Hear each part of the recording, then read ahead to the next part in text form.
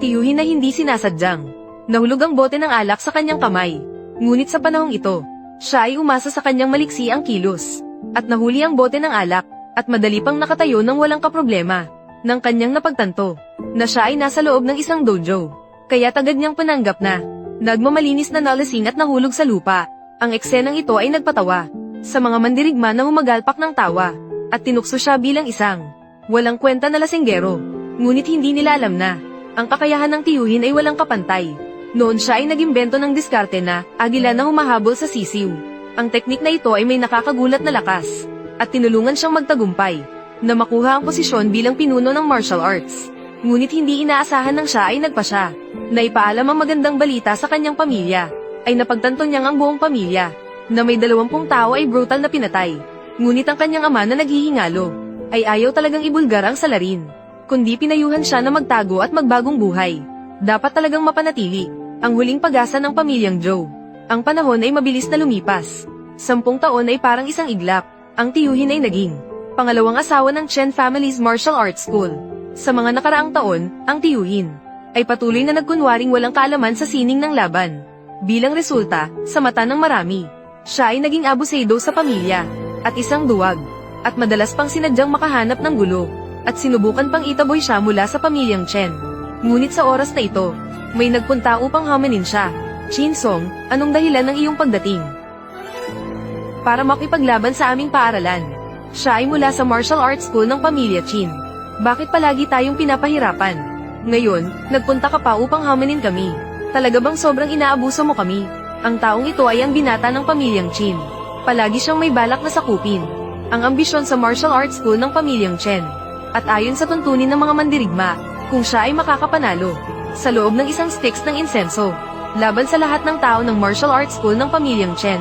Ang martial arts school ng pamilyang Chen ay magpahayag ng pagsasara ng kanilang paaralan. Isa sa mga guro ng martial arts. Agad siyang galit na galit, kaya agad siyang naghanda na makipagsabayan. Kahit na sa mga naunang laban, madali niyang naipasa ang mga pagsubok sa anak ng Chin. Ngunit napansin ng tiyuhin na malapit na siyang matalo. Malapit na siyang matalo. Anong sinabi mo? Hindi mo ba nakita na pinipiga si Wen Tailei?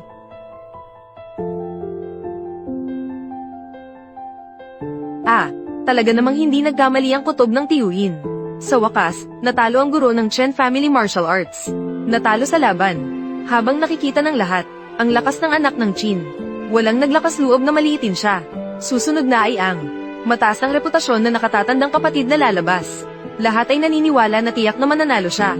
Ngunit muling napansin ng tiyuhin na may hindi tama. Ang estilo ng Chen Family Martial Arts ay nakatuon sa maingat at sigurado. Nagiging malakas sa mga mahihirap na laban.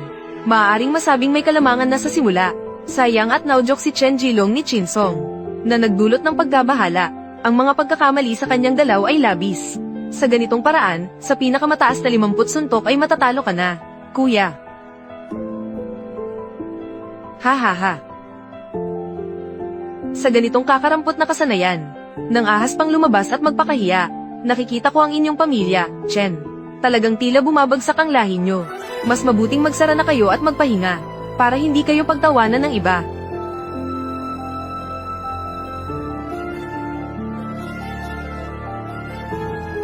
Kuya Master, mag-ingat ka. Isang maikling palabas.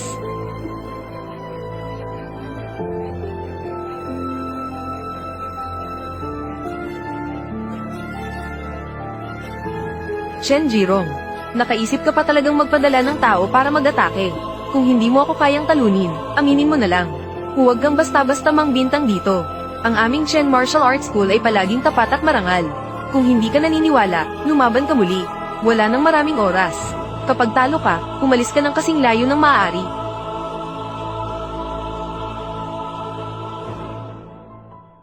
Isang maikling palabas, isang maikling palabas.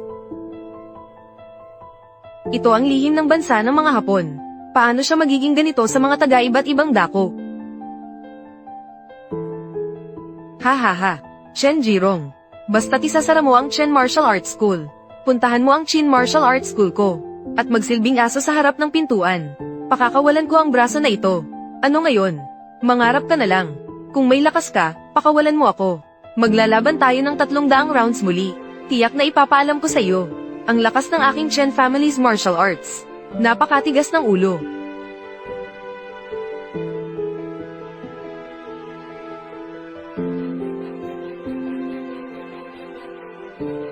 Ji-yun, hindi ko inasahan na ang iyong mga galaw ay ganito kaayos. Ginoong Chin, ang punong guro, mangyaring magpakita ng kaunting respeto. Huhuha. Hindi masama, hindi masama. Noong panahon na iyon, gusto ko ang iyong malamig na paghuhugali na itinataboy ang mga tao. Chen Ji-yun, kapag nasakop ko na ang Chen Martial Arts School, maaari tayong magkasama muli at magkwentuhan. Ano ang mayroon tayong dapat pag-usapan? Gusto mong kunin ang Chen Martial Arts School? Sige lamang, ipadama mo.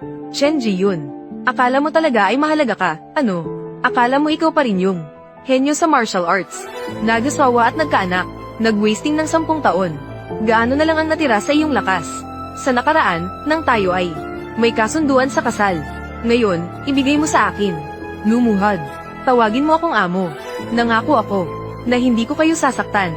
Sino mang tao sa Chen Martial Arts School, huwag makinig sa kanya, nakababatang kapatid. Nandito ang nakatatandang kapatid. Walang sino man ang magkakagalit sa'yo. Kuya, may sugat ka pa. Wala akong problema. Gustong ang kininako ni Chen Ji-yun. Hindi ka pa karapat-dapat. Kung gusto mong makipaglaban ka. Narito ako, si Chen Ji-yun, handang makipaglaban. Ay, Ji-yun. Huwag namang sabihin ng ganito katatagan. Kung ako ngayon, siguradong ipapabagsak kita sa tuhod. Nanay, tulungan mo ako. Pingen. Yuan. Huwag. Huwag naman. Ikaw, Chin Song. Di ko akalain na ikaw ay ganito ka mababa at walang hiya. Kaya mong makipaglaban kahit sa mga bata. Hindi ka ba natatakot sa pangungutya ng buong martial arts community? Pangungutya. Hindi ko alam kung ano ang pangungutya.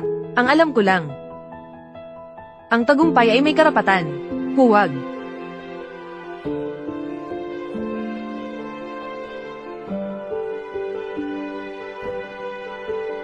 Huwag kang maghayganti.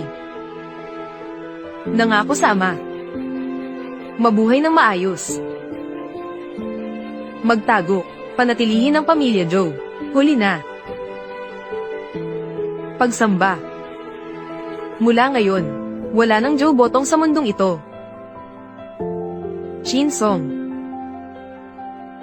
Huwag idamay ang pamilya. Kung may mga galaw ka, lumaban ka sa akin.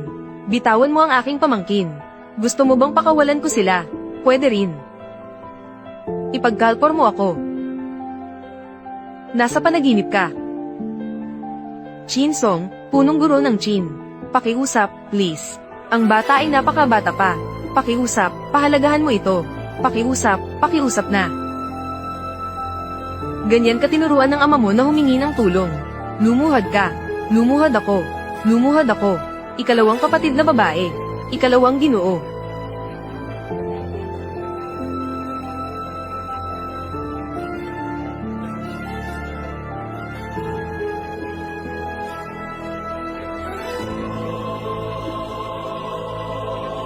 Lumuhad ako para sa'yo. Maaari mo nang pakawalan ng bata, di ba? Hindi ko akalain. Ang pinagpala ng pamilya Chen, na handang magtiis para sa bata, makatiis ng ganitong kahihiyan. Gusto kong makita, ano talaga ang kaya mong gawin? Gaano pa ang kaya mong ibigay? Ikaw ay marumi. Ang ganda ng pagbibigay mo ng parusa. Pingen at Yuan. Pingen at Yuan. Ikaw ay marumi. Ang ganda ng pagbibigay mo ng parusa. Chin Song. Ngayong araw, hindi kita patayin. Nanumpa akong hindi magiging alipin. Ayos. May dalawa. Mga cute at makikinis na bata kasabay ko. Sa daan ng kamatayan, hindi ako nag-iisa. Ikaw, kuya. Kung ako ay mangako sa'yo, maaari mo nang pakawalan ng bata. Pakawalan ng Chen Martial Arts School. Siyempre. Ako, si Chin Song, isang salita. Mahirap nang bawiin ito. Maaari kong pakawalan agad ang bata. Ang inyong Chen Martial Arts School. Ako, ang pamilya Chin. Hinding-hindi ako manghihimasok. Kumusta?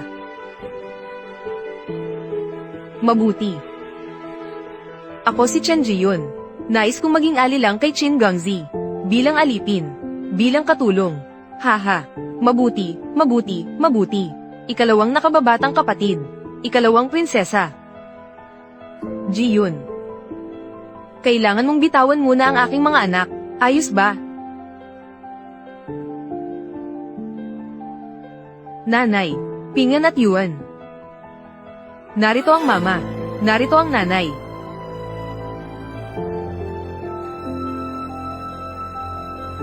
May ilang ginto at pilak sa likod bahay. Agad na dalhin ang mga bata. Kumontrol ka sa pag-inom ng alak mula ngayon.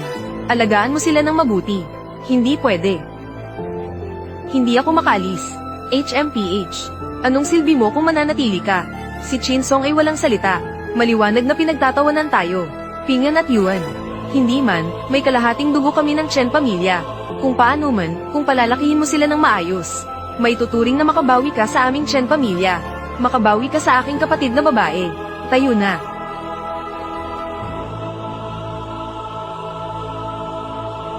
Anong nakakaantig na palabas?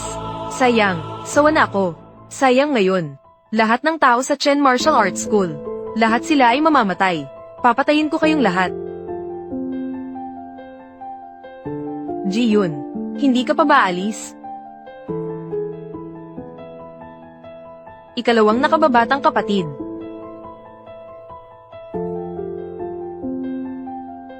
Nakatatandang kapatid. Nakatatandang kapatid na lalaki.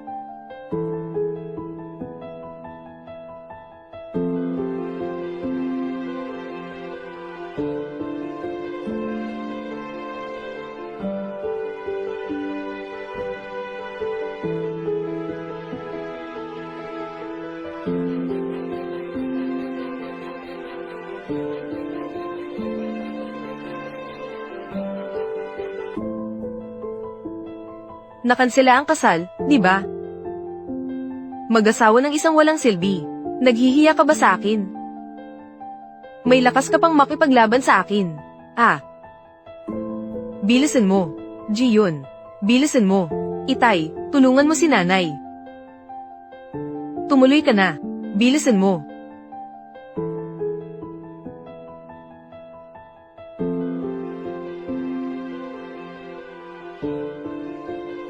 Ji-yun. Bilisan mo, nanay. Sabi ko na, walang makakalabas ngayon. Kayo na mag-anak, pumunta na lang kayo sa impyerno.